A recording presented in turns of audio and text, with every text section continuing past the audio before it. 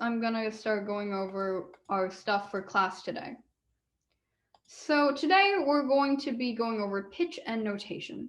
So first we're going to be working through harmonic equivalents, and then we're going to go on transposition. And if we have time, we're going to do a little let's explore. And the piece that we would be looking at today is called Big Teddy, Little Teddy. So let's start with harmonic equivalents. So an harmonic equivalent is when a pitch has different names, but it still sounds the same with both names. For example, if you just look down here, you can see that some of these words have been a bit bolded. So essentially, this is a single black key. But this black key has two names, G sharp and A flat. Now, these two names, note names, represent the same letter on the piano, yet they have different names. So, if you play, for instance, a G sharp, it sounds like this. You know, right? If I were to just draw a quick diagram that's showing maybe half steps a bit better. Let's say that this was our G key, and this was our A key, and maybe this is our black key. If you were to go up a half step from G, you go up and make the note a sharp. So now you have G sharp, and it might be a bit hard to see because of all the lines symbolizing that it's a black key, but you'd have a G sharp, right? Because that's kind of how music works. If you go a half step up from something, it becomes sharp. And another thing is if you go a half step down from something, it becomes flat. So then you'd have A flat. But the thing is that you don't really have enough keys for the sharp and the flat to be two separate notes. Because you only have this one black key in between them. So you can't really like add another key and say, oh, and like divide them and be like, oh, hey, this side is G sharp and this side is A flat. Music doesn't really work like that. So basically, each black key really has two separate names. And you can see all of the names here, right? You have C, this black key is C sharp and D flat. This one's D sharp and E flat, F sharp and G flat, G sharp and A flat, A sharp and B flat. And all of these notes, despite having different names, sound the exact same. C sharp has this sound, and D flat also has this sound. So really, it's the same note, it's just different names. And the reason why they have these different names is mostly because it's better sort of for scales. If you're looking at a scale and let's say you want to play a G major scale, right? That has one sharp.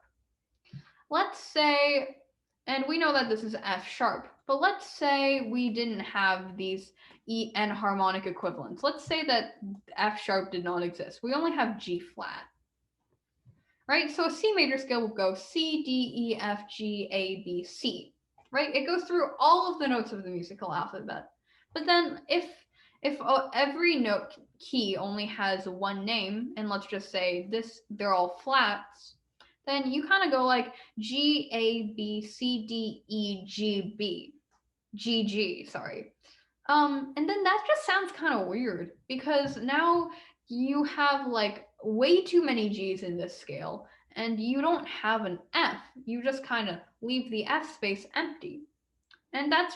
And it's much better to just have it like G, A, B, C, D, E, F sharp, G, because then, you are including every note from the musical alphabet and it just sounds much nicer. So just keep that in mind, that's the reason why we have enharmonic equivalents. So now let's do a bit of like practice. So let's look at, first off, this area. So I'm going to play each note, and then I'd like you all to answer just a quick question. So first off, I'm going to play these two notes. And listen carefully and notice how, despite being on different lines and spaces, these notes both sound the same. So first, I'm going to play this note right here, which is a C sharp.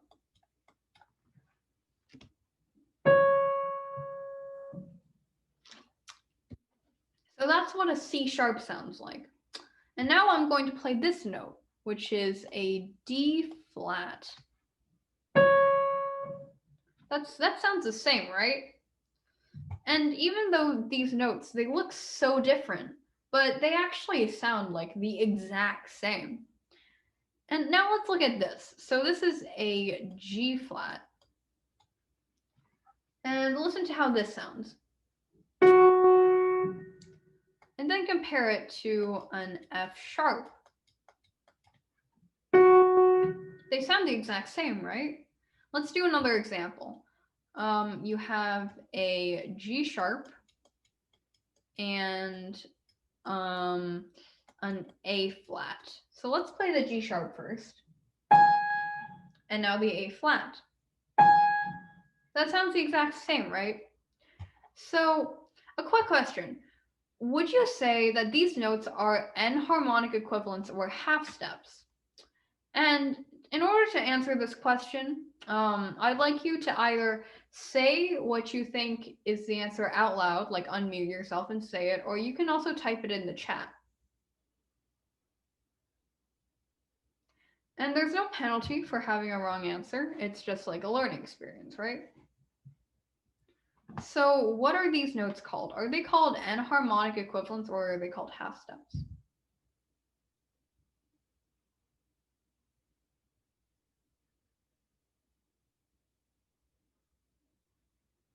Okay, well, so these are all called enharmonic equivalents. So basically, what an enharmonic equivalent is it's just one note that has two different names.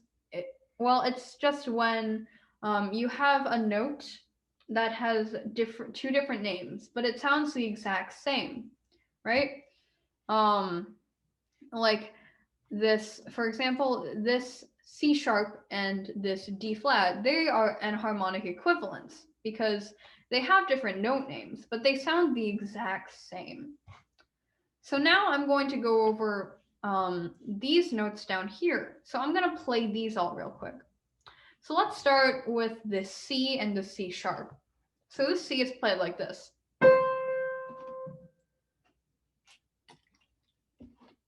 And C sharp is played like this.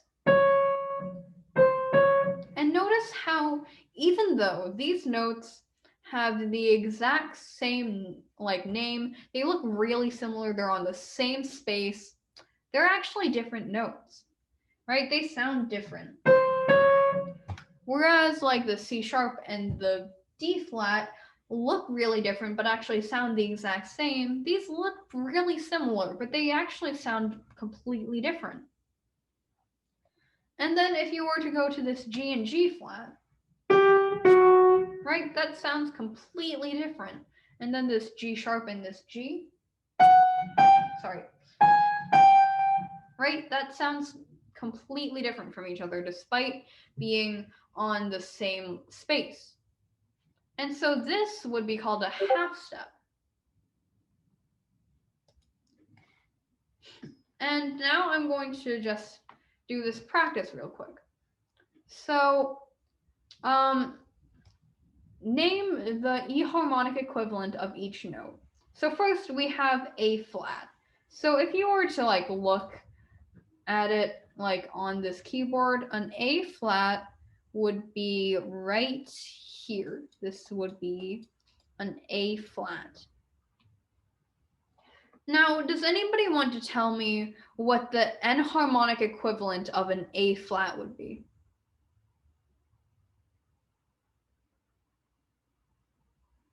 And if you know the answer, feel free to say it.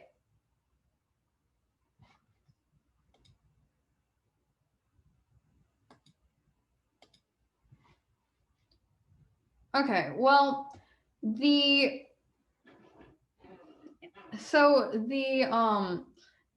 E-harmonic equivalent to A flat is G sharp. And I actually wrote this A flat on the wrong note. The A flat should be right here. I wrote it on the wrong note. So A flat is the same as G sharp. And what about C flat? So C sharp. So now we can look at C sharp, and we can see that C sharp is on this note. So what would the enharmonic equivalent of C sharp be?